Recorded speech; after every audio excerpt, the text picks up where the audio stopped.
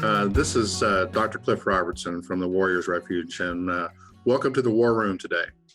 We're going to be doing a series of segments today on who we are, what we do, and it's going to be a good day to really kind of check in with the Warriors Refuge. First of all, I want to tell you a story about how we started. The refuge, I believe, is basically a miracle. We well, I'm a member of the Disabled American Veterans group. They're locally in Lake Jackson, as well as several other groups. And my dad had invited me to the Christmas party. This was back in December 2018, and I really didn't want to go.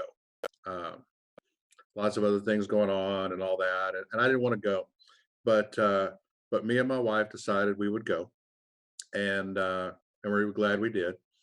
But as it just happened to come to pass, I was sitting down next to a gentleman who was a Vietnam veteran, a helicopter pilot, named Sandy Weems, and he had bought this building in West Columbia and had renovated part of it to it was supposed to be a veterans home, and he wanted to do more, but he just running out of energy, running out of capacity to do more.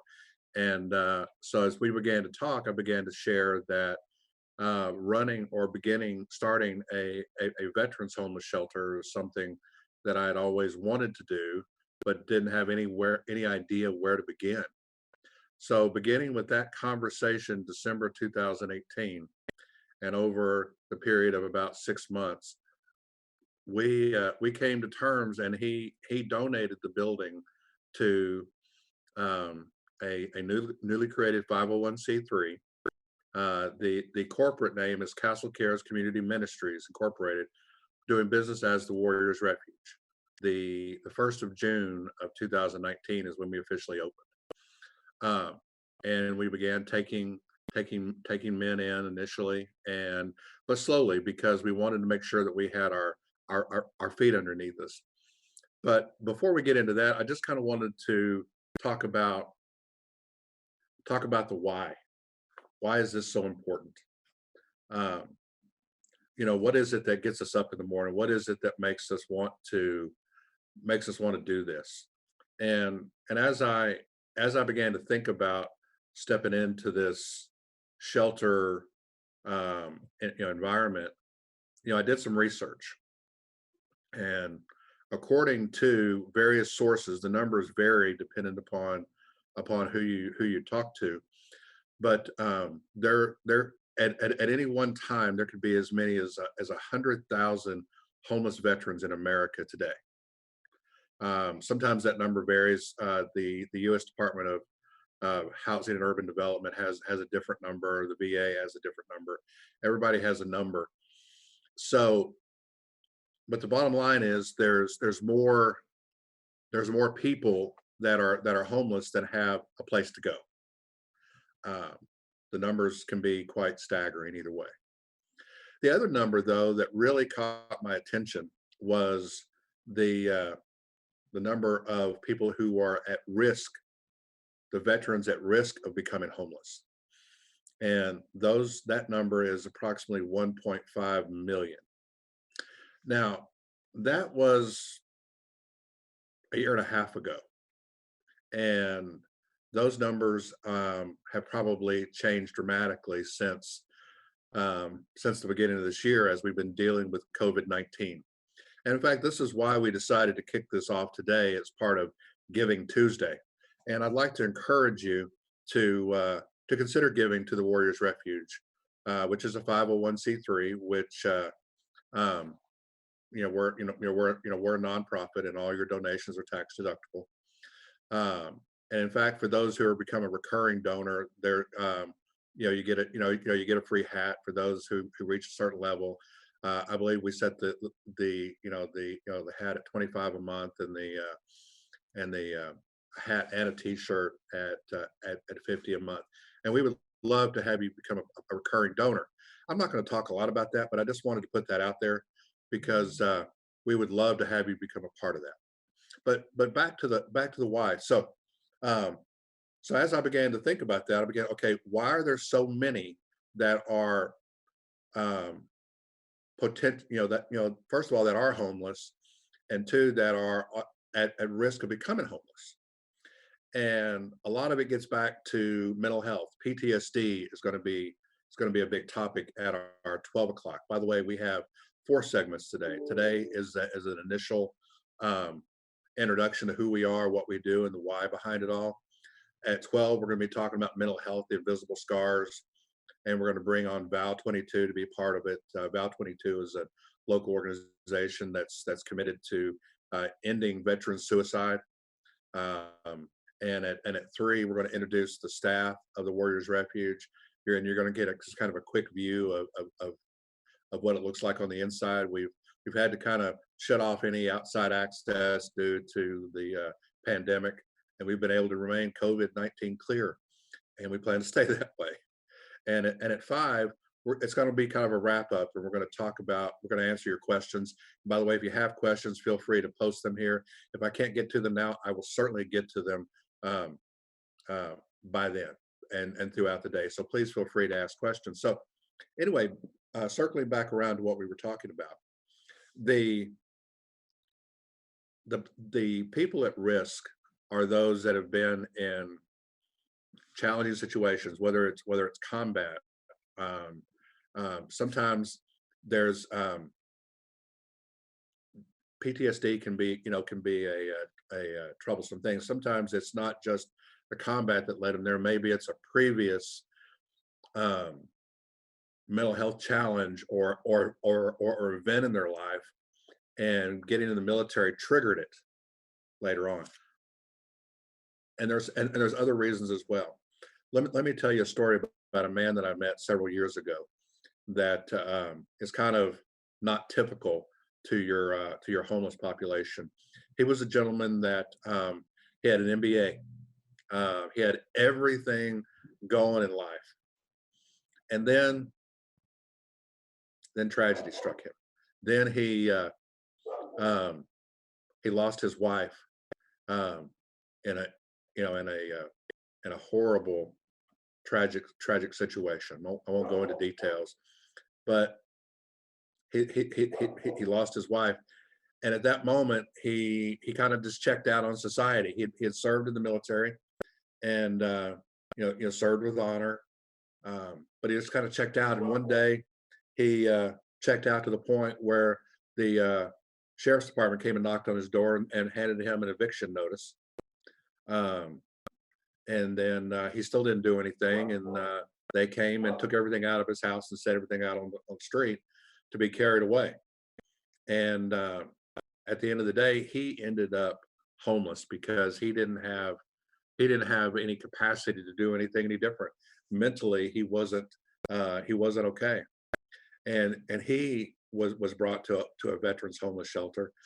I had the chance to meet him, and the homeless shelter ended up being a place to push the restart button in his life. And today you wouldn't recognize him. Today he's back engaging in his career. He's doing everything that he was doing before and more. And from what I understand, he may even have the beginnings of a new relationship. What I want to tell you is that homelessness looks like a lot of different things, and that's just one example. We're going to talk about some other examples, uh, throughout the day. So, why are these people at risk, and what's going on in their lives? Well, today we've been notified by the Veterans Administration that um, and very and various points of their outlets that we're going to experience a pretty good influx of people in need, in addition to the people that are already out there because of the pandemic. And this is why we're here today talking to you about on Giving Tuesday. Is we could certainly use your support. The the other thing that I want to get back to is um, please forgive me as I bounce around, but this because there are so many, because there are so many at risk. um, is what drives us. So what do we do? If somebody were to come to us, say, in fact, just before this broadcast, my operations director, Caesar Cantu, who you'll meet later today, sent me a text and said, this person just reached out to us. We know them. We've talked to them before, and they're homeless and they need a place. Um, so what happens? So they come in, or we go pick them up. Most of the time, we have to go pick them up, which is fine because that's what we've been able to do. Um, and they go through an intake process, through a little bit of a screening. There's an initial assessment that goes on both vocationally and mental health wise to see where they are, to see if there's any mental health related issues, any chemical dependency related issues. And the vocational assessment is so that we can help them get back on their feet financially. Um, so they go through those assessments, and if there's a counseling need, if there's a chemical dependency need, well, we've got counseling for that. If there's vocational issues and they need some training, some certifications, we're working on providing that or taking them to the places where they can get that. We're working on some internal programs that come out come out through the next couple of months that that will enhance that. Um, maybe they need maybe they need to be part of a recovery group. We have that going on there at the shelter. So whatever it is, wherever they are, that's where we begin. We don't predefine where they are. They define where they are, but we don't want to leave them where they are. We want to help them again, push that restart button in life, like the gentleman I talked about earlier. And our goal is to get them back on their feet and functioning and ready to launch out into society in about 4 months. Now that's a pretty aggressive goal to for them. You may be thinking, wow, that's a long time.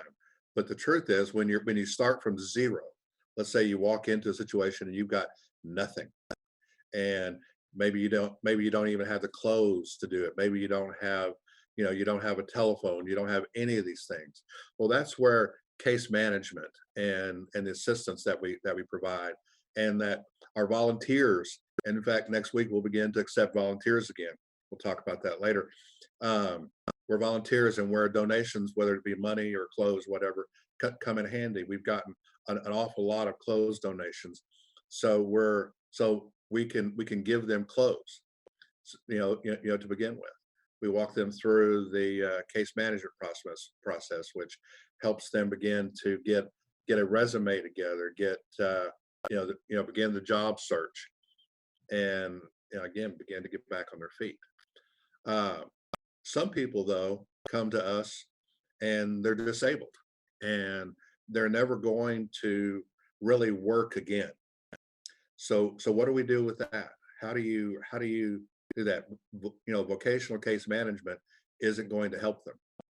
Well, what we try to do then is, one oftentimes a lot of veterans don't know that they qualify for a variety of benefits. And in fact, all veterans kind of go through a benefit screening to see if there's anything that they do qualify for. And then we help them walk through getting those benefits ready to go. And but back to the disabled. Um, there's a lot of different categories there that we deal with. There are those that are there are those that are disabled that have no disability rating. So we will walk with them through, if it's a service connected issue, we will walk them through and help them apply for a service connected disability rating.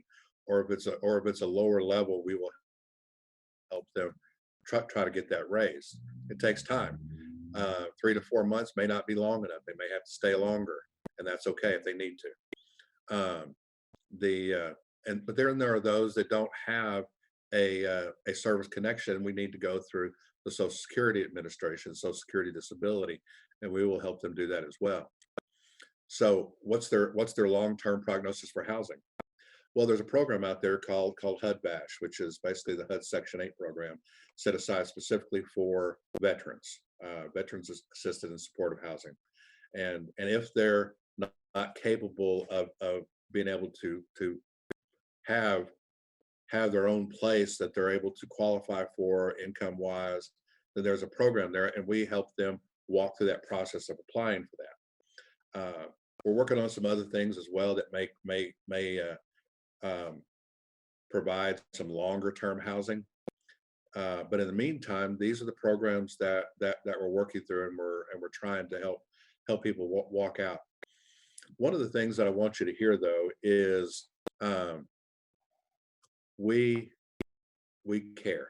We want, oftentimes we want better for somebody than than they want for themselves. Somebody will walk in and they're homeless, and it also means that that they feel hopeless, and uh, and that means they also feel helpless. And we want you to know today that if that's you, if maybe you're in a situation where you're getting ready to be evicted, or you're getting ready to, you don't know what's coming around the bend, or you don't know what's happening in your life, and you feel like you're getting ready to be in that place, or maybe you already are.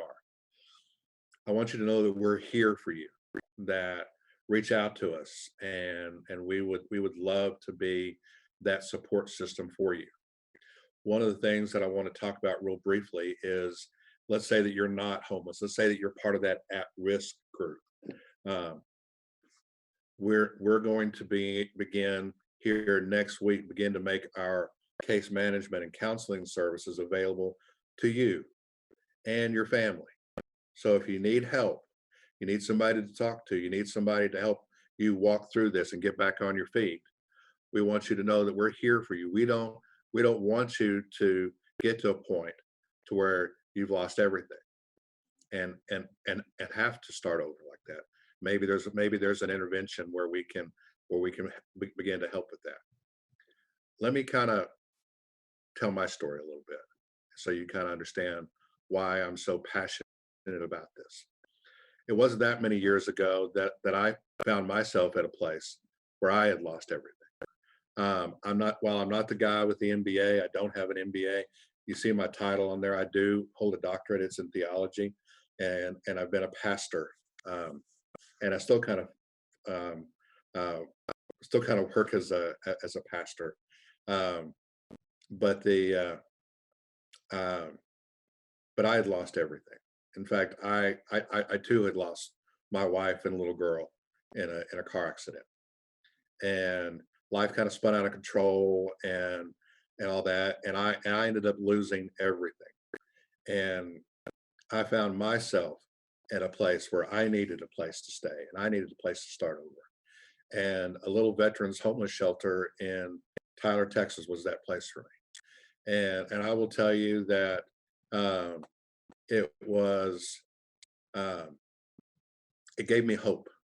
It let me know that I wasn't alone, that there were other people that were struggling right along with me, and it ended up being a launching pad. It ended up being a place where I could stop, breathe, not panic, because I had the things that I needed. I had basic shelter. I had food. I had a way to get clean, and that's one of the things that happens with somebody who is homeless. They can't get a job because they have no way to take a shower. They have no way to get clean clothes. They have no address they can use. They have no telephone number they can give out to, for somebody to call and check on them, or to even offer them a job. They don't have any internet access to do job searches. They don't have an email address, or if they do, they don't know how to check it because they don't have any access. And the list goes on and on for reasons why, when somebody gets stuck in a homeless situation, how without some help, it's almost impossible for them to get out. So it was there for me. And in, I want to say, right at the 120-day mark, I was moving into my own place. I was At that point, I was working 4 jobs, and but that's what it took. That's what it took to get me back on my feet. And now, a number of years later, I'm able to return the favor. But I want you to know something, that today there are people all around you that are suffering. There are people that you don't know, that you'll never meet, that are suffering, that have served this nation in sometimes small ways and sometimes great ways. And a lot of times they don't talk about it. They don't talk about what they've seen, what they've been a part of, where they've been, because it replays in their head over and over again, and sometimes they just can't get past it. But I want you to know that today you can help. If I know that I know there's a donate now button on our website, and it's part of this live stream. And I would encourage you to reach out. It may just be a little bit. Any amount is beautiful. Any amount is a blessing, but all amounts uh, really help more than you can know, more than you can know. So I want to encourage you to to really think about that, pray about it.